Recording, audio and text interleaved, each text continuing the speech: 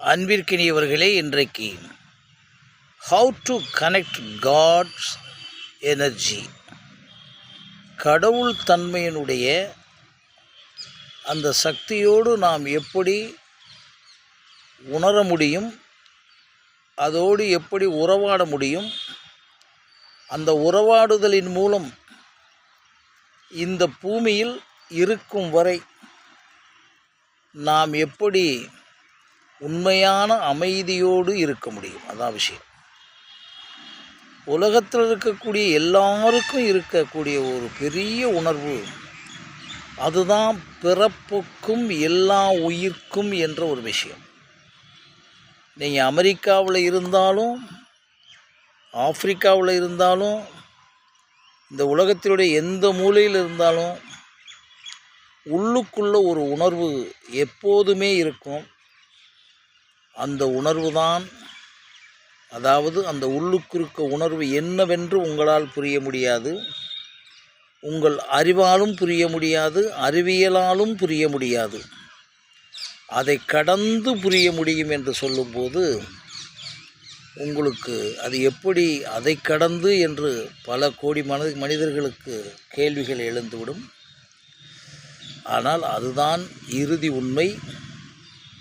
அந்த இறுதி உண்மையை பற்றி உணர்ந்தவர்கள் வெளிப்படுத்திய விஷயங்கள் தான் இன்றைக்கு இருக்கக்கூடிய அத்தனை மறை வேதங்கள், வேதாந்தங்கள், பைபிள் எல்லாம் வச்சுக்கோங்க. அதில் சில இன்டர்பிரட்டேஷன்ஸ் எல்லாம் சொல்லுவாங்க, அதுக்குள்ளே நம்ம போக வேண்டிய அவசியமே இல்லை. வள்ளலார் சொல்லியிருக்காருன்னா, நம்ம வள்ளலாருடைய எந்த விஷயம் நமக்கு பிடிக்குமோ அதை மட்டும் பிடிச்சிக்கிறோம்.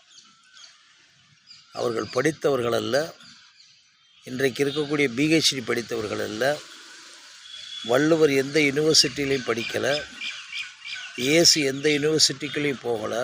இப்படி நீங்கள் போயிட்டு பார்த்தீங்கன்னா, இதை எதுக்கு சொல்கிறேன்னா, அது நம்மளுடைய மதர்ஸ் கருவறையிலிருந்து நாம் வெளிவந்த நொடியிலிருந்தும் கருவறைக்குள் இருக்க போகும்போதும் புகுத்தப்பட்ட ஒன்று. அதை இவர்கள் பல பெயரிட்டு ஆன்மா, ஜீவாத்மா, கடவுள் என்றெல்லாம் கூறுகிறார்கள் அல்லவா. அது ஒரு உணர்வு என்பதை முதல்ல முடிவு பண்ணிக்கிட்டீங்கன்னா தான், இதுதான் இறை சக்தியின் உணர்வா என்ற ஒரு முதல் ப்ரீகேஜி மாதிரி தெரிஞ்சுக்கலாம். இது மிகப்பெரிய அறிவாளிகள் விளக்கம் சொல்கிறவங்களுக்கெல்லாம் இது இல்லை. ஏன்னா அவங்க யாரையுமே அப்படி எல்லாரையும் ஆக்கிட முடியலை. இதை உணர்ந்தவர்களே, அந்த உணர்ந்தவர்களுடைய உணர்தலை கொஞ்சம் மயக்கமாக இருப்பவர்கள் தான் இன்னும் இப்போ சிலர். ஒரு சினிமாக்காரருக்கு ஒரு நாளில் எத்தனை லட்சம் பேர் கூடுறாங்கன்னு பார்த்துக்குங்க. ஆனால் உலகத்தினுடைய இறுதி உண்மையை சொல்லக்கூடிய ஒரு இந்த ஞானத்திற்கு, கடவுளுடைய உணர்வுக்கு எத்தனை பேர் கூடுவார்னு பார்த்தேன். சரி, இதுக்கெல்லாம் ஏன் காரணம் என்று என்னுடைய சின்ன உணர்வில் நான் ஆய்வு பண்ணும்போது, அப்போ எல்லோரோடையும் தானே முடிகிறது என்று கூறுகிறீர்களே, இருக்குது என்று கூறுகிறீர்களே, அப்புறம் ஏன் அதை பிடிக்க முடியலை என்று சொல்லும்போது பெரிய பெரிய விளக்கங்கள்லாம் கொடுத்து உங்களை குழப்ப விரும்பவில்லை. 2 விஷயம் மனிதனுக்கு மட்டும்தான் படைக்கப்பட்டிருக்கு. மற்ற எந்த உயிரினங்களுக்கும் நான் சொல்லுவதெல்லாம் நீங்கள் உணர்வது தான். ஆனால் திருப்பி திருப்பி போட்டு பார்த்தீங்கன்னா தான் உணர்தலுக்கு வரும். உணர்தலுக்கு பிறகு அதுக்குள்ள ஆழமாக கொஞ்சம் செல்ந்தால் தான் புரிஞ்சுக்கிற முடியும். ஆமாம், இதான் கேள்விப்பட்டுட்டோம்ல, எல்லோரும் தான் செத்து போயிடுவோம்ல அப்படின்லாம் சொல்லிக்கிட்டே இருக்கீங்க. யாருக்கு தெரியாது இது அப்படின்னு. ஆனால் செத்து போயிடுவோம்ன்ற உணர்வு உங்களுக்கு 24 ஹவர்ஸ் இருக்கா? சுவாமி விவேகானந்தர் என்று சொல்லுவார் அடிக்கடி அந்த ஒரு சில விஷயம். மரணம் என்ற உணர்வு வந்துருச்சு, மரணம்தான் உங்களை இன்னொரு பகுதிக்கு கூட்டி போகும். மரணம் என்ற உணர்வு, மரணம் என்பது உணர்வு பாருங்கள். மரணிக்காமலே பயப்படுவோம், நல்லா புரிஞ்சுக்குங்க. மரணம் என்ற உணர்வு அனுபவிக்காமலே, அதுக்கு பேர் மரண அவஸ்தைன்னு சொல்லுவோம். இப்படி ஏன் சொல்ல வர்றேன்னா, இந்த 2 விஷயத்தையும் நீங்கள் பொருத்தி பார்த்தா தான் இந்த மற்ற உயிரினங்களிலிருந்து நீங்கள் எங்கே விடுபட்டுட்டு ஆனால் அதை செய்ய முடியாமல் என்ன இருக்குது அப்படின்னு பார்த்தீங்கன்னா, எந்த மிருகங்களுக்கும் ஒரு குறிப்பிட்ட தூரத்துக்கு பிறகு பசி, வலி, பயம், பாசம், காமம், கொஞ்சம் அந்த பயத்தின் வழியாக அறிவு ஒன்றை பார்த்தா ஓடிடுது இல்லைங்களா? இதுக்கு மேலே ரொம்ப விளக்க சொல்ல வேணாம். சில மிருகங்கள் இருக்குது, நீங்கள் வெட்ட போகிறோம்னு தெரிஞ்சே நிற்கும். அதுதான் ஆடு, மாடு. அப்போ அதை கூட உணர முடியாது. ஆனால் எல்லா உயிரினங்களுக்கும் ஒரு குறிப்பிட்ட கேரக்டர் தான் இருக்கும். அது அப்படியே மரம், செடி, கொடிகளுக்கு பார்த்தீங்கன்னா அது அப்படியே தான். அந்த கேரக்டர்லேருந்து அது மாறாது. இதை அப்படியே தூக்கி போடுங்க மனிதனுக்கு. ஒவ்வொரு மனிதனும் தனித்தனியாக இருக்கான். ஒவ்வொரு மனிதனும் தனித்தனியாக ஒவ்வொரு நிமிடமும் இயங்குகிறான் என்பதைத்தான் நீங்கள் அண்டர்ஸ்டாண்ட் பண்ணுறதுக்கு ரொம்ப கஷ்டப்படுறீங்க. மாம்பழம் என்றால் இந்த டேஸ்ட்டு, நாட்டு மிளகாய்னா இந்த டேஸ்ட்டுலாம் சொல்லிடுறீங்க. மனிதனுக்கு என்ன நிகழ்வு நடந்து கொண்டிருக்கிறது? அவனுக்கு முதல்ல அறிவு தோன்றி, நுண்ணறிவு தோன்றி, முதல்ல சிந்தனைன்னு முத தோன்றியிருக்கும். நம்ம மாதிரி தான் நீங்களும் மற்ற உயிரினங்கள் மாதிரி இருந்தால் என்ன இருக்கும்? இல்லையே. அப்போ அறிவு தோன்றி, சிந்தனை தோன்றி, முதல்ல உணர்வாக தோன்றி, உணர்ச்சியாக தோன்றி, உணர்வாக தோன்றி, அது சிந்தனையாக தோன்றி, அறிவாக தோன்றி, நுண்ணறிவாக தோன்றி, பகுத்தறிவாக தோன்றி, அந்த பகுத்தறிவினுடைய பரிணாம வளர்ச்சியில் மரபணு திறன்களாக தோன்றி, ஆற்றல்களாக தோன்றி, அதிலிருந்து ஒரு ஆற்றல் வந்த உடனே ஒரு மியூசிக்கல் ஆற்றல் இருக்கா, இசைனா அதிலிருந்து பல்வேறு பரிணாமங்களாகி நடந்து கொண்டே இருந்து இன்றைக்கி இருக்கக்கூடிய ஏஐ வரைக்கும் ஏஐயிலையும் பரிணாமங்கள் வந்துக்கிட்டே இருக்கு. இது என்ன நம்ம 100% நீங்கள் புரிஞ்சுக்கணும்னா, ஒவ்வொரு மனிதனும் தனித்தனியானவன். ஒவ்வொரு மனிதனும் ஒவ்வொரு நிமிடமும் அவனுடைய உள்வாங்குதலுக்கு தக்கபடி கேட்டலாக, பார்த்தலாக, ரசித்தலாக, சுவைத்தலாக, ஐம்பொறிகளின் வழியாக என்னெல்லாம் பெறுகிறானோ. இரவில் கனவென்று ஒன்று பெறுறான் இல்லையா? அதுவும் ஒரு கனவு என்பது கண்ணை மூடிக்கிட்டாலும் பெறக்கூடிய விஷயந்தான். அது பார்த்தலற்ற பார்த்தல். அப்போ ஒன்று உணர முடிகிறது. இவ்வளவு ஒரு மனிதனுக்கு வந்து கொட்டிக்கிட்டே இருக்குது காலையிலேருந்து. அவன் ஒரு பெரிய தொழிலதிபராக இருக்க வேண்டிய அவசியமே இல்லை. ரோட்டிலே நடந்து போயிட்டுருக்கானா ஒவ்வொரு மனிதனையும் பார்த்துருந்தீங்கன்னா, ஒவ்வொரு மனிதனும் அவனுடைய உள்வாங்குதலுக்கு தக்கபடியும் அவனுடைய மரபணு திறனுக்கு தக்கபடியும். மிகப்பெரிய கணித மேதையை நீங்கள் கொண்டு போய் ஸ்போர்ட்ஸில் அவருக்கு அந்த மரபணு திறன் இல்லைன்னா போக வைக்க முடியாது. இளையராஜா ஒரு லாரன்ஸ் மாதிரி டான்ஸ் ஆட வைக்க முடியாது. இதுக்கு மேலே ரொம்ப சொல்ல வேணாம், உங்களுக்கு சின்ன செய்தி தான். அதுக்கு இவ்வளவும் இருந்துக்கிட்டு ஒவ்வொரு மனிதனும் கொட்டிக்கிட்டே இருக்குது, ஒவ்வொரு நாளும் கொட்டிக்கிட்டே இருக்குது. இவைகள் எல்லாம் எங்கே சேமிக்கப்படுகிறனால் வேறு ஒன்றுமே கிடையாது, ஒரே ஒரு இடத்துல தான், மூளையில் மட்டும்தான். மூளையில் இருக்கக்கூடிய நியூரான்களில் இருக்கக்கூடிய குரோமோசோம்களில் இருக்கக்கூடிய மரபணு திறன்களின் அந்த பிணைப்பில் தான். ஒரு நியூரான்லேருந்து ஒரு 10,000 நியூரானு கூட அது கனெக்ட் இருக்கும். அது நியூரோ டிரான்ஸ்மிட்டரையும் ஜெனட்டிக்கல் இன்டெலிஜென்ஸையும் போட்டு பாருங்கள். எனக்கு தெரிஞ்ச அளவு இதுதான். நான் மருத்துவர் இல்லை. இப்போ நான் பேசுகிறேன் என்றால் இதெல்லாம் எனக்கு சேமிப்பு இல்லைன்னா எப்படி வரிசையாக வரும்? நான் பெருசாக சொல்லிடலை. சேமிப்பு உள்ளே இருக்குது ஏதோ சொல்லத்துக்கு. அது இப்படி சேமித்ததில்லை. இப்போ நான் பேசிக்கிட்டு இருக்கிறது பல்வேறு வகையில் சேமித்துட்டு தான். இதெல்லாம் அப்போ மனிதனுக்கு மட்டும்தான் பசி, வலி, பயம், பாசம், காமம் போல எண்ணங்கள், அறிவுகள், நுண்ணறிவுகள், பகுத்தறிவுகள், மரபணு திறன்கள் இருப்பது போல அப்படியே அவனுக்கு பாருங்களேன், அறியாமை, தெரியாமை, புரியாமை, இயலாமை, முல்லா இல்லாமை, ஏழ்மை, பொய்மை, மாயை, நம்பிக்கை, மூட நம்பிக்கை இவ்வளவும் கொட்டிக்கிட்டு இருக்கவனுக்கு. இன்று ஒன்றை புரிந்து கொண்டான் பாருங்கள். நிலவில் வாழ்ந்தவன் பூமியில் வாழ்ந்தவன் நிலவுக்கு போகலாம் என்ற ஒன்று தூண்டப்பட்டு அங்கேயும் போய் அங்கேயும் நிலையை கண்டுபிடிக்க முடியலைன்றான். அப்போ நீங்கள் என்ன புரிஞ்சுக்கிற வேண்டியதுன்னா, ஓஷோ சொல்லுவது எனக்கு கொஞ்சம் நல்லா பிடிக்கும். தேடலும் தெரிதலும் தான் உள்தூண்டல்.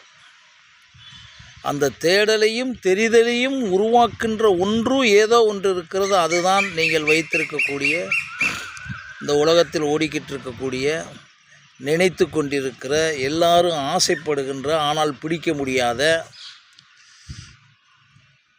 அதுதான் அந்த உணர்வு.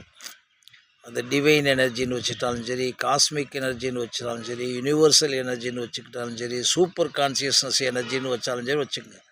It's an energy. பசிக்குது, சாப்பிட்றோம்.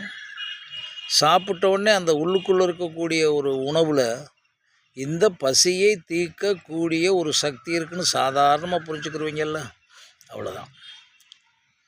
அதே மாதிரி சாப்பிட்ற உணவு அங்கே ஜீரணமாகி அது ரத்தமாகி அது ஒவ்வொரு செல்லுக்குள்ளேயும் போனால் தானே நடக்க முடியுது, பேச முடியுது.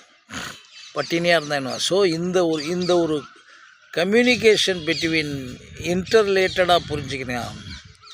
இந்த உலகத்திற்கு எல்லா விஷயங்களுமே ஒன்றுக்கொன்று தொடர்பு இருக்குன்றதை கேள்விப்பட்டீங்க.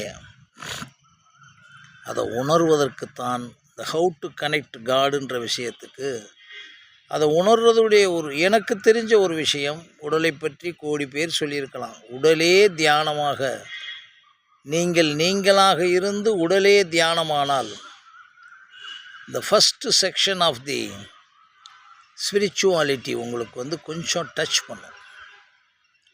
இந்த உடலுக்குள்ளே இருக்கக்கூடிய ரகசியங்களை எல்லாம் எந்த மருத்துவரும் முழுசாக பார்த்தாங்களான்னு இதுவரைக்கும் விடையில்லை. ஏதோ ஒருத்தர் இருப்பார்.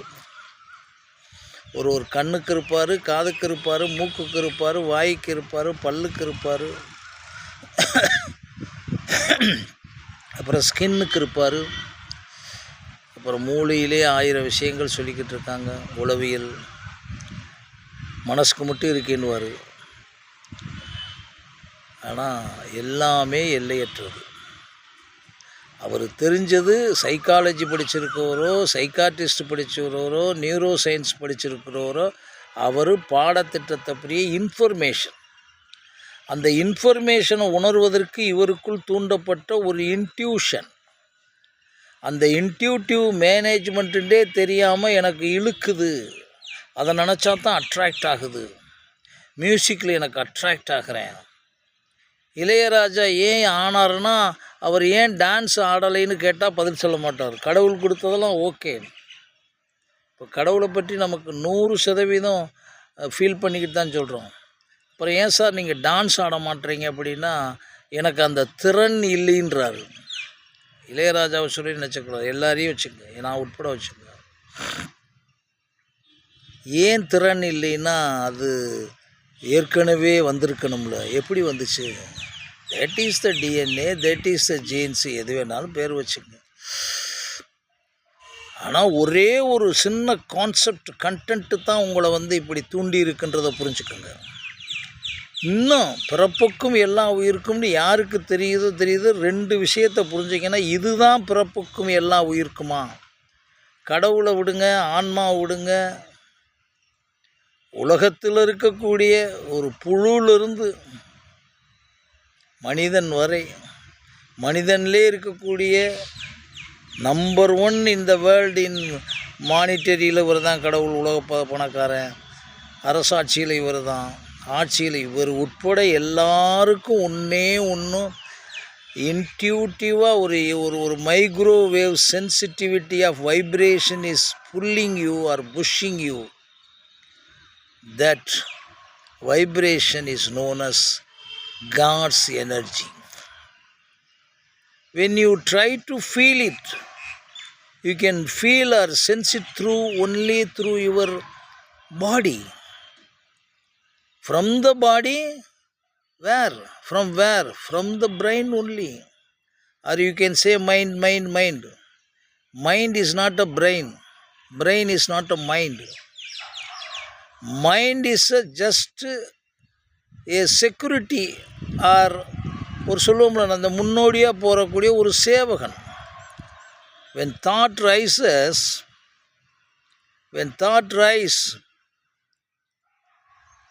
there is some, when any thought rise we will have a sense of either this is correct or not, or are we going it or not. நம்ம செய்கிறமே சரிதானா என்ற ஒன்று இரண்டு பட்டால், எனக்கு தெரிஞ்ச அனுபவத்தை சொல்கிறேன், அந்த இரண்டு படுவதும் இரண்டு பட்டதிலிருந்து ஏழாகப்படுவதும், அப்புறம் உழப்புறதும், வேணாம் என்று சொல்லுவதும், வேண்டும் என்று சொல்லுவதும், மற்றவர்களிடம் கேட்டு குழம்புவதும், இதுக்கெல்லாம் நம்ம ஓடி கேட்டு வருதில் ஒன்று நமக்குள்ளே இருந்த ஒரு தாட் எந்திரிச்ச உடனே, தேட் இஸ் தி மைண்டு. இதை எப்படி அடக்க முடியும் அப்படின்னு, மனமது செம்மையானால் மந்திரம் ஜெபிக்க வேணாம் ஊரெல்லாம் சொல்லிட்டாங்க. எப்படி? உங்களுக்கு இருக்கக்கூடிய அறிவிலும் ஆற்றலிலும் உங்களுடைய நுண்ணறிவிலும் பகுத்தறிவிலும் நீங்கள் கொஞ்சம் வெயிட் பண்ணி ஸ்ட்ராங்காக கொஞ்சம் நின்றீங்கன்னா இதெல்லாம் அலசி அந்த மனசை தூக்கி போட்டுரும். தியானத்துக்கு போனால் மனசு காலி ஆகுது, பிராணாயம் பண்ண அதெல்லாம் ஒரு தற்காலிகமான இது. அந்த ஸ்ட்ராங்கஸ்ட் மைண்டுன்றாங்கல்ல, அந்த ஸ்டில் மைண்டுன்றாங்கல்ல, நத்திங் கேன் இன்ஃப்ளூவன்ஸுன்னு யூஜிகே சொன்னது மாதிரி எப்போ வரும்? அப்படி வரும். இதை நான் ஏன் சொல்லுறவர்னா, நான் ஒரு 45 வருஷமாக பயிற்சிக்கு பிறகு தான் சொல்கிறேன். அதனால் நீங்கள் ஒரு 3 நிமிஷத்தில் கேட்ட உடனே மனதை கட்டுப்படுத்துவது இப்படின்னு இல்லை. அதுக்காக நீங்கள் 40 வருஷம் போக வேண்டிய அவசியம் இல்லை. மொபைல் ஒருத்தன் கண்டுபிடிச்சா நம்ம எல்லோரும் சும்மா ஒரு 5000 10,000 கொடுத்துட்டு வாங்கிட்டு இருக்கோம்ல. டச் இல்லாத பட்டன் ஃபோன் ஒரு 1000 500 கூட வாங்குறோம்ல. அதனால் அந்த மெக்கானிசத்தை நீங்கள் கற்றுக்கிற வேணாம். ஆனால் ஒன்று மட்டும் நீங்கள் கற்றுக்கிறலாம், உங்கள் உடலையே தியானமாக்குறது. ரொம்ப சிம்பிள் விஷயம். நீங்களாக இருக்கிறது. அந்த 2 விஷயத்தை முதல்ல நான் சொல்கிறேன், அதுக்கு பிறகு அது விளக்குங்க. நீங்களாக இருக்குன்னா மரங்கள் செடிகள் எல்லாம் அவைகளாக மட்டுமே இருக்கும். ஆனால் அவைகள் தனித்தனியானவைகள் இல்லை. எந்த ஒரு புளிய மரம் உலகம் முழுவதும் அதுதான், ஒரு மாமரம் அதுதான், ஒரு கத்தரிக்காய் அதுதான், ஒரு குரங்கு அதுதான்.